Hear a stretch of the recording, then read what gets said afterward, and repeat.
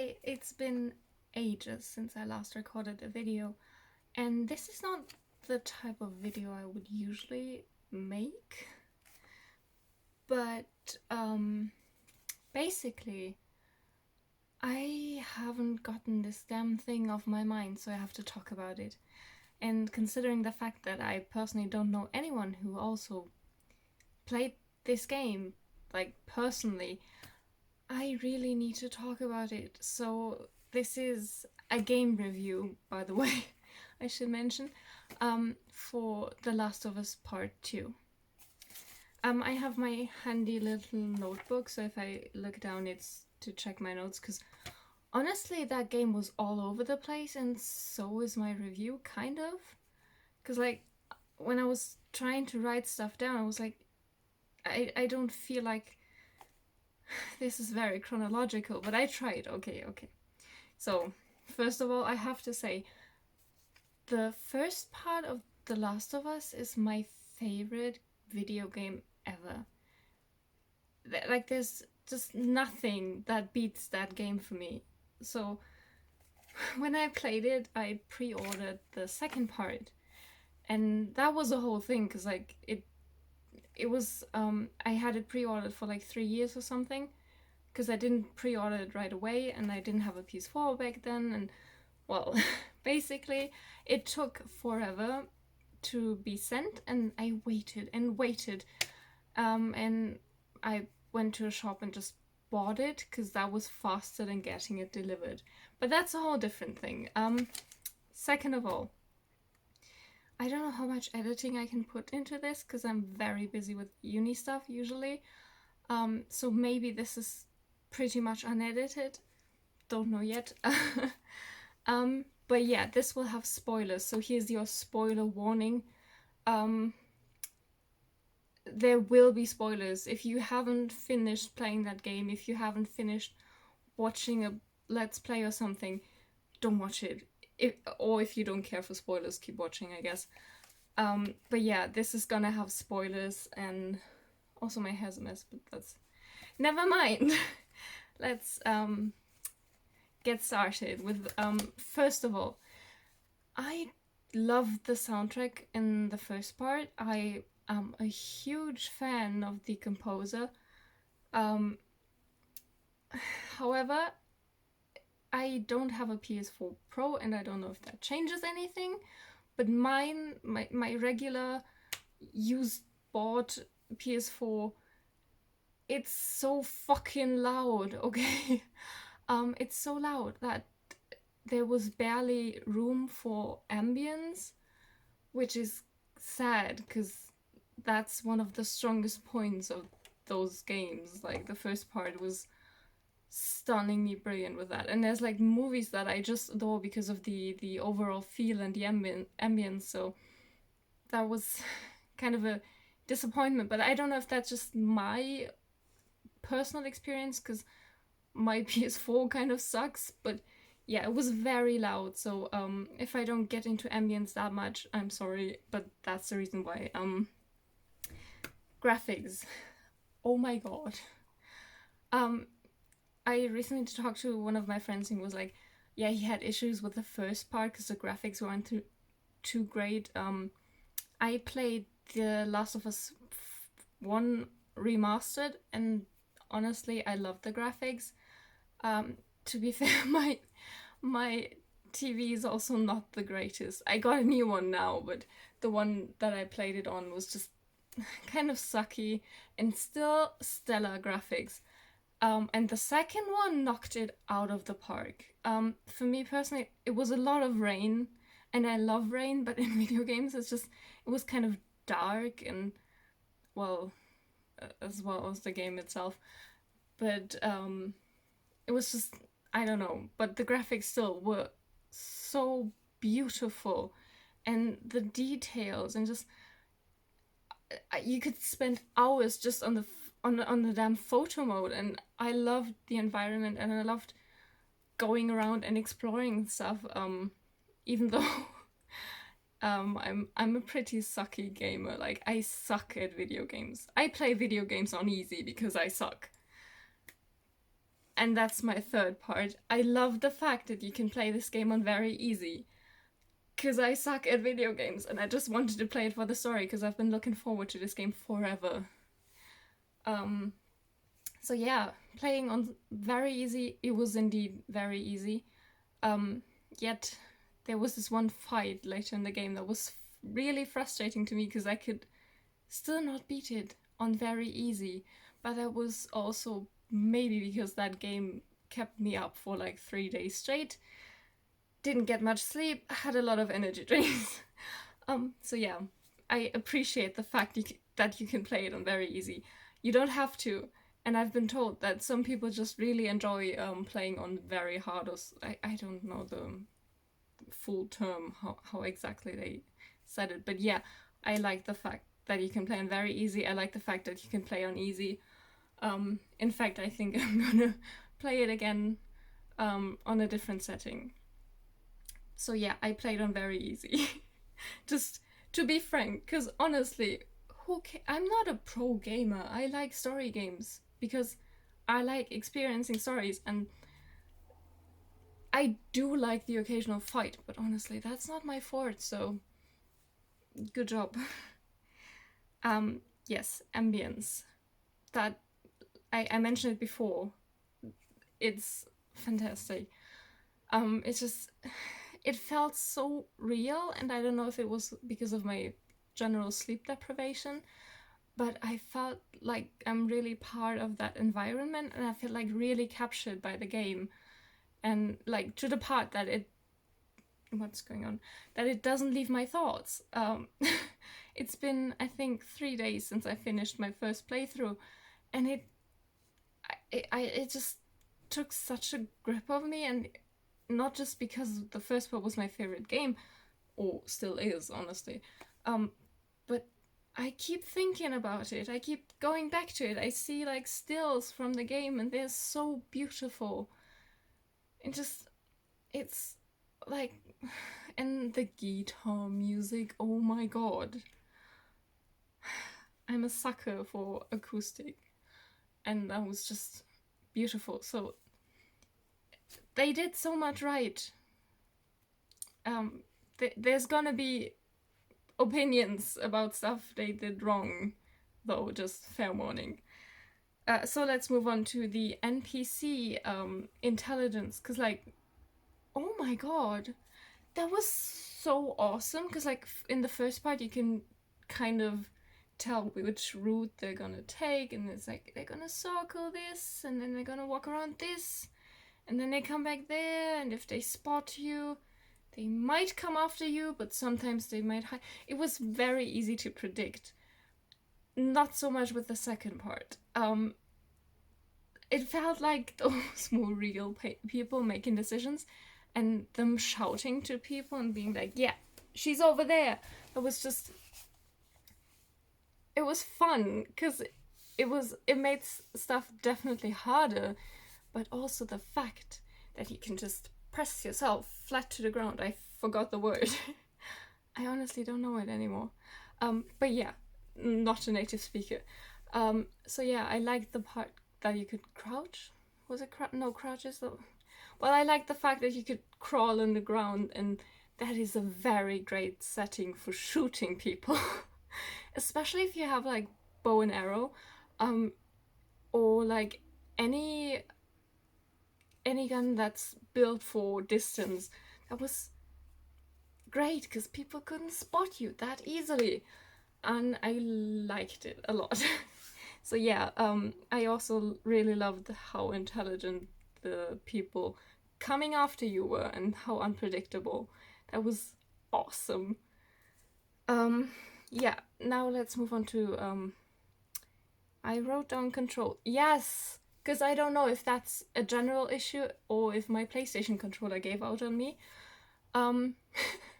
Whenever I crouched down and I started looking around, it kind of froze, and then everything was spinning, and sometimes I was spinning into opponents, and that sucked. But I honestly don't know if I can blame the game for that, or if I can just blame my controller, because it's been acting up lately. and I might need to buy a new one, but they're very expensive. So yeah, that's another thing that I want to mention, if like to keep in mind for my review, because otherwise I love the controls. They're very easy to understand. They're very similar to the first game. Actually, I think they're completely similar except for some parts. What I didn't like that much was the playing guitar part, because that could also be my controller, that just the left stick didn't work too well, and it was kind of messy and unnecessary, but it was still like a fun thing to happen. And I've seen like 2 reviews, and one review, I linked them if I can find them again, but I'm sure I will. I linked them. And one of the reviewers was like, I didn't appreciate the amount of environmental puzzles. Which for me, honestly, I love environmental puzzles. This is why I'm a huge fan of the Tomb Raider series, and I also really like Assassin's Creed, because I like the environmental puzzles way more than the actual shooting stuff. So yes, I did appreciate those, but keep them in mind if you just want to play like for the action stuff. There's gonna be some, not a lot, and you can. They're not that time consuming, honestly. So I really don't mind them. You can't skip them though. But there's other stuff that I would like to skip that I also can't skip. So yeah. All in all, if that's a separate game and I completely ignore the storyline, it was such a great game for playing. It was fun, it was interesting, it was definitely not the same, like nothing of it felt repetitive, and it was stunningly beautiful with a great soundtrack and pretty strong characters. But let's get into that more with the storyline, because that's my next point. So here's your final spoiler warning. Now it's gonna be huge spoilers ahead. I didn't plan on anything I'm saying right now, so if I mess up, I'm sorry. I still have to look at my list, like I said, all over the place. So yeah, first of all, the story experience is very subjective to everyone playing. It's a very personal experience, and people might think of it differently because of the first part, or because they haven't played the first part, or because they don't really care, or because they have different morals or different opinions on general stuff. So yeah, this is very subjective to me, and I don't say anyone disagreeing with me is being wrong. You have every right to disagree with me. Honestly, I disagree with a lot of people too. But yeah, everyone's entitled to their own opinion.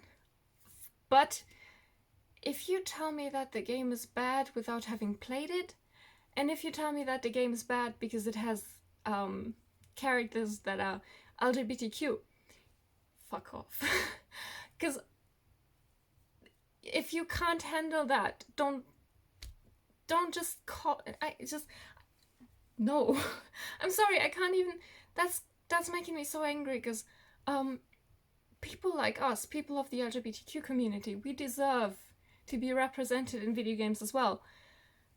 So yeah, so if you don't like queer characters in video games, just get the fuck away, because I am, in fact, a queer person talking about queer characters in a video game. So yeah. Again, everything else is subjective, but not the right to exist to people. Let's talk about the big bad thing in the room. I think most of us knew that Joel was going to die. I was in denial. I was like, maybe, because I didn't watch any of the trailers. I couldn't be baited by a wrong trailer or something. But I know a lot of people expected it, and I know a lot of people thought that the game was gonna have more of Joel in it, and I hope for that too, because I really like Joel.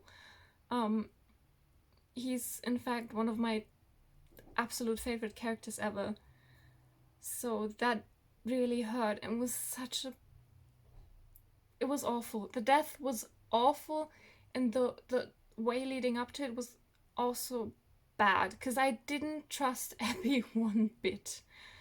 Because I was wondering, why would I play Abby?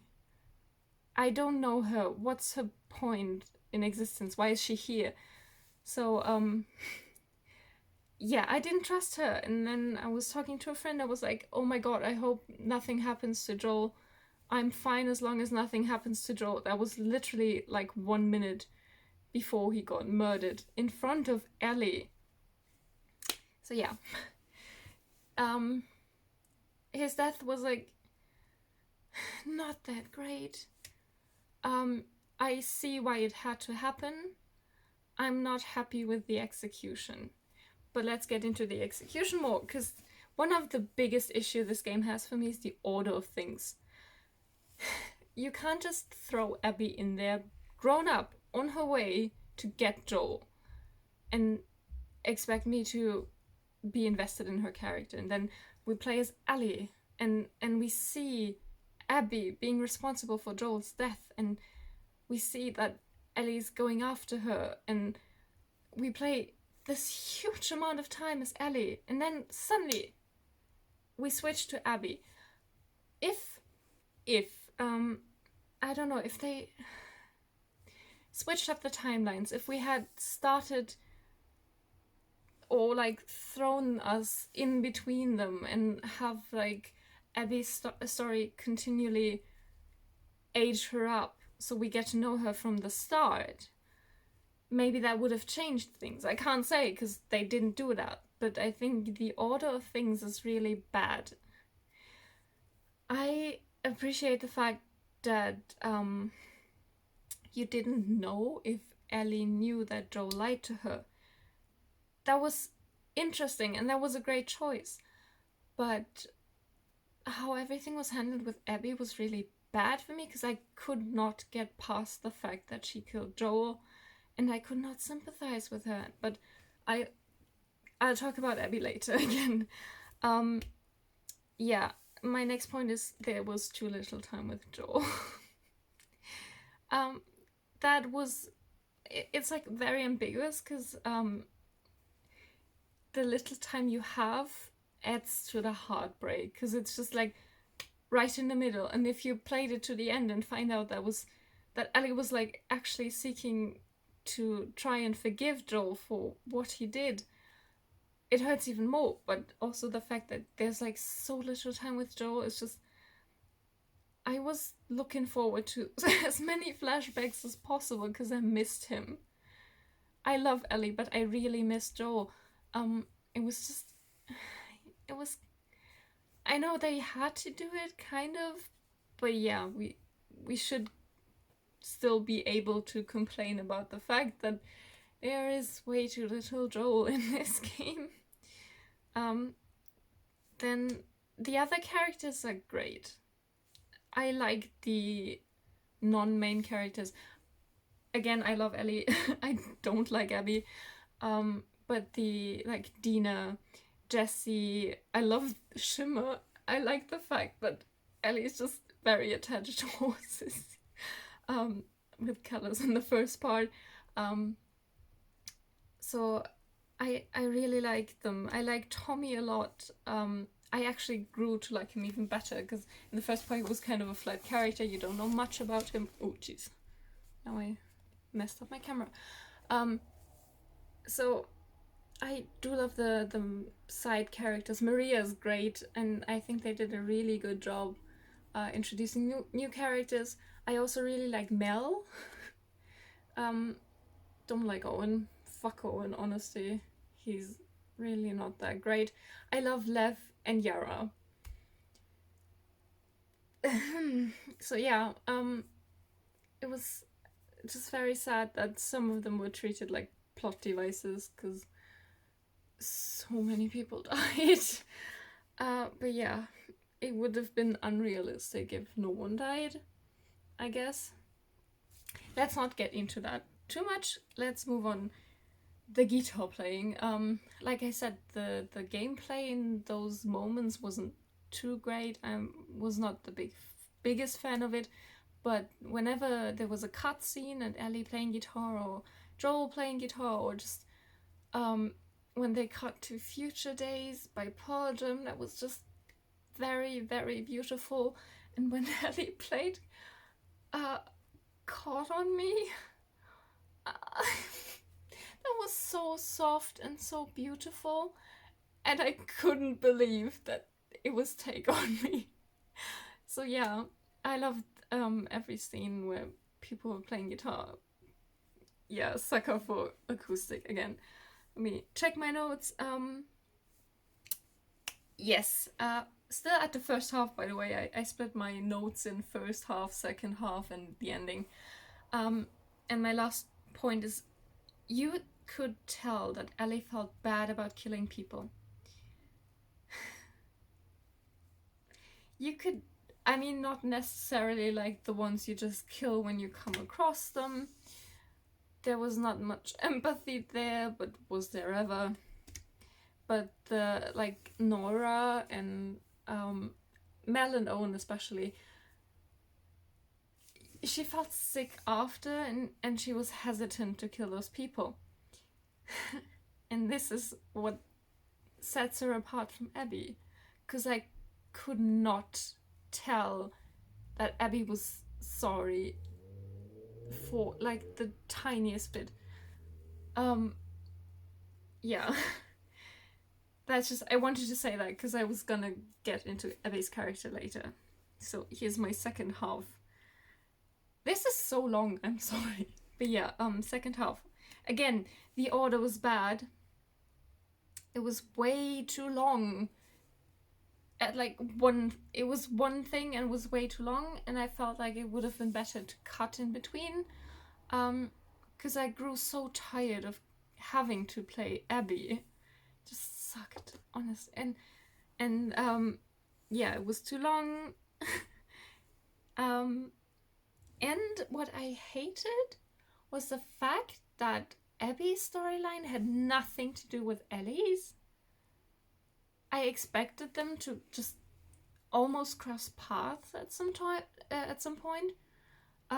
They didn't, which made no sense whatsoever, because that was what I was looking forward to, because that would have been interesting. But instead we have this huge separate storyline for Abby. And okay, she gets treated as a main character apparently, out of nowhere. That just, if you show Ellie going after Abby, and then you don't show Abby seeing what Ellie did, why would you put that in the same game? Could have been two separate games. Just Last of Us franchise, like This Is Our World, and here you have the story of Ellie, and here you have the story of Abby, and then you get like random characters that you get to play as who experience different things. That would have been fine if it was a separate thing, or an NPC, or not NPC, what's it called? DLC, Jesus Christ. I'm stupid. So yeah, that just didn't work for me. It just didn't. And then there's Lev and Yara. I don't understand the hatred towards Lev. I didn't see any hatred towards Yara. I love them. Really, I do, because I think they're very different people and they're very interesting characters. And I do like how Abby interacted with them, because it kind of made sense. What I didn't like was the fact that I had to go and play like 1 stupid hour of just going to that damn hospital and fighting that huge abomination in the cellar, and then for nothing, because they just killed Yara off.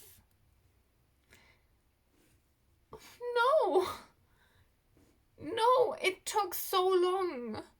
And I love the siblings. I like them a lot. But I don't like them enough to like Abby, because she kind of compensates for what she did to Joel with them. And I don't think it's working. And I don't want to see the parallels between Joel and Ellie and Abby and Lev, because it's just not working for me.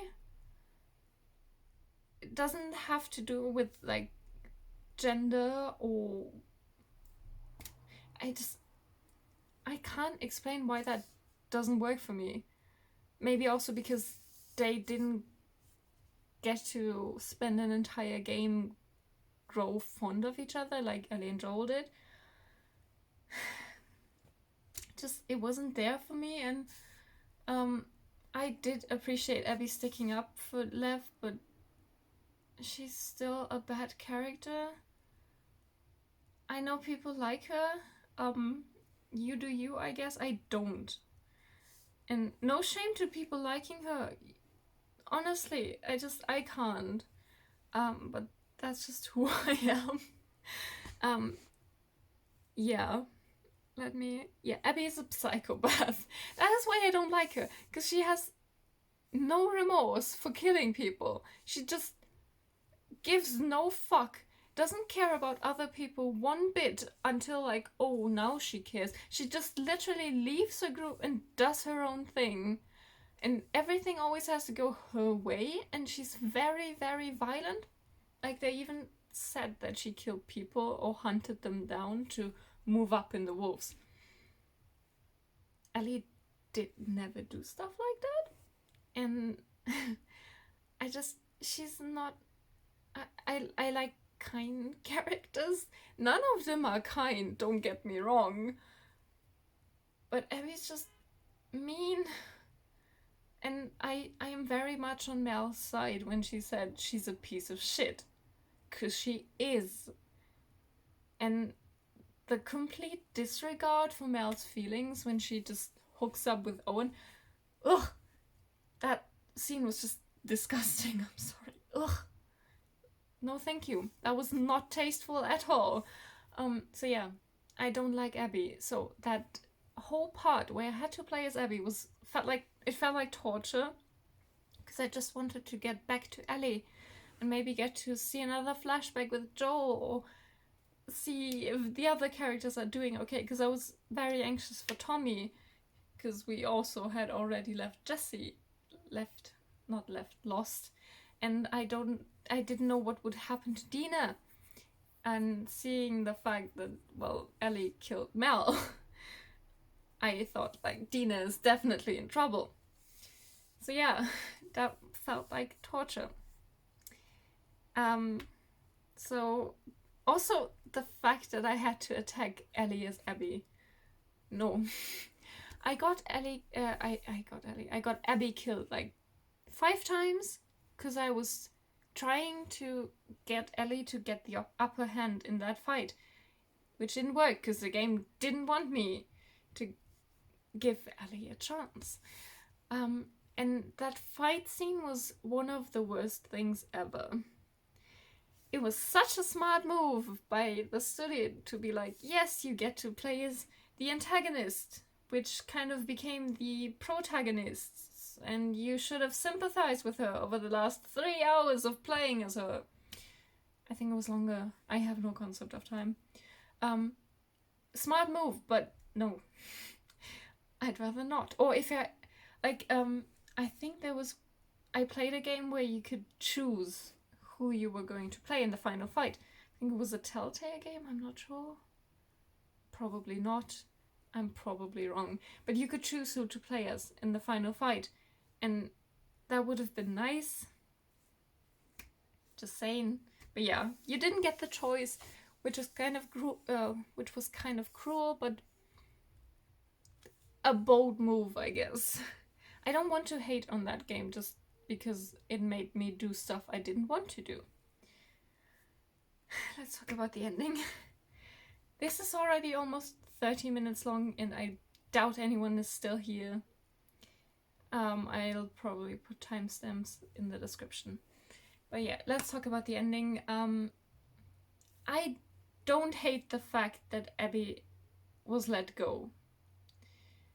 I don't understand why you would introduce like another group of people who do bullshit in the last hour of the game. I felt like it was just stretching it to be longer. It really felt unnecessary. I don't really understand the Rattlers, but yeah. I'm not mad about the fact that Abby was let go. I'm not mad about the fact that Ellie decided that she wasn't gonna go through with it. Um, what was kind of bittersweet about the ending was the fact that she left Dina, because I see her reason why, because she probably felt like that PTSD, those panic attacks, like she, and then Tommy lashing out. That was so weird. I didn't expect that one bit. Um, I feel like she just thought to herself that she had to do it to make it stop and not be like a burden on Dina and be a good mom to JJ. But it hurt because she literally left a life that wasn't too bad. Yet I still get why she did it. Probably because of guilt. Probably because she thought she could get rid of those flashbacks and stuff. So yeah, and then she went there and then she didn't follow through with it, which in itself is also not a bad choice. I read a post that was like, why don't we get the choice to go through with it or not? But then again, that game didn't give us a choice when we had to attack Ellie as Abby. That game didn't give us a choice when we had to kill Nora. That game didn't give us a choice when we had to kill Owen and Mel. It just, there's no choice there, so why would we start now? So yeah, that makes sense. And I also think it makes sense that she let her go. Doesn't make me too happy that Abby just, she did what she did and it was bad, and she, nothing bad happened to her because of it. I mean, yes, she was, well, abducted, but not in the fact that she lost everything. She did lose her friends, but she had left and she stood up against the people that were like her friends, like the wolves. So she made an active choice, while Ellie lost Dina and JJ. And probably Tommy, because I don't think she told him, because how would she do that? And then she also lost her fingers and can't play guitar anymore, which then resulted to her basically letting go of that angry memory connected to Joel. But I know she didn't just let go of the idea of Joel, because I know that they share a very profound bond, and not being able to play the guitar anymore is not going to change it, because she didn't play the guitar in the first part and they still had that bond. I just hate the fact that she did in fact do the objectively right thing and didn't kill Abby, but when she got home she was rewarded with like nothing. And I really needed her to like meet up again with with Dina and JJ and get a hug and tell them what happened and tell them that she didn't go through with it, and then like how she remembered that that was not what her, like, that revenge was not everything, that she had to, well, do her thing. What was that sentence? Well, in fact, I just wanted her to get a hug, a fucking hug. I wanted a damn hug. Someone hug Ellie, please. I was very grateful for Dina being affectionate and cute and amazing and strong and badass and just great. But it feels so bad to know that Ellie just got nothing in return for giving up that stupid revenge-seeking crusade. Especially because Abby didn't. I mean, I saw someone being like, yeah, but she lost way. Like, she lost all her friends. She lost the wolves that were her home. She lost her dad. I don't think that really compares, because like Ellie did lose her friends, she did lose her home in Jackson, but she lost so much already in the first part that I don't know, it was apparently forgotten. And Abby didn't have to see her father die, especially not this violently. And Ellie put herself kind of in Abby's shoes somehow, because she was willing to let her go before, because she showed sympathy and stuff.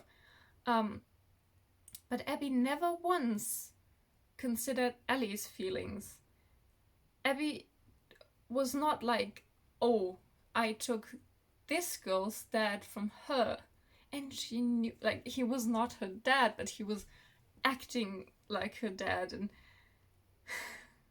it just, she has no regards for what she did, and that feels bad. And I don't, as much as I like Lev, if there was ever gonna be another part coming out and it was gonna be about Abby, I don't think I could play it. So yeah, I think that's all of my notes. Yeah, that's all of my notes. Thank you for coming on this emotional journey with me. I'm not sure if I can play it again, because there were scenes where we were just crying, and then I was laughing, and then I was crying again. And when I finished it, it was 5 a.m, and I was crying. But it still is a damn great game, and I still don't understand the hate. Because that is one of the parts that just doesn't make any sense to me, honestly.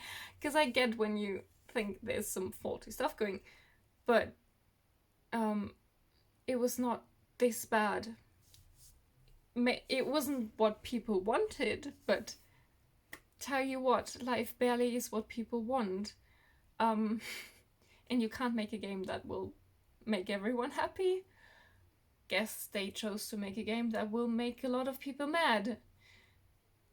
But I think I can live with it. And there's always fix-it fanfictions. I hope. I haven't checked yet. However, if not, why not write one? So yeah. If you have any good fix-it fanfictions, put them in the comments. I miss Joel. I also really miss Abby. I don't miss Abby.